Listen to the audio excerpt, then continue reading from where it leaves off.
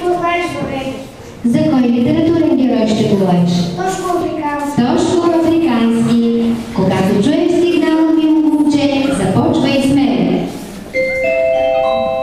Повестта Тошко Африкански е написана от майстора на приказки Ангел Каравиче. Това е една история за привечена на питомна маймуна, чиято стопанка е Тодора Гъбева. Ако нещо да опознае света извън джунглата, маймунката Тошко е трудно да бъде послушен и кротък.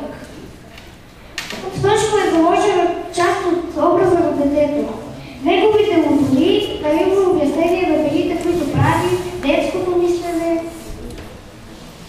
Тошко има много добродетели и желание да помогне на околните.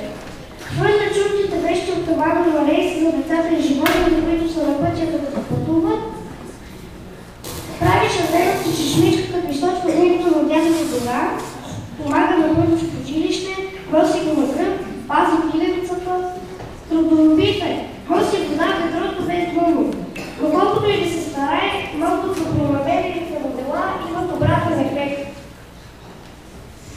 Невероятно е чувството му за съхранение. Каквото и да става, Тошко никога не пострадва сериозно. Също като всяко дете, маймунчето се радва на древните удоволствия в живота и това е наградата, която получава. В Тошко има още една човешка черта. Доверчивостта, привързаността към хората, сприятеляването, които го правят предпочитан герой в творчеството на Ангел Каравиче.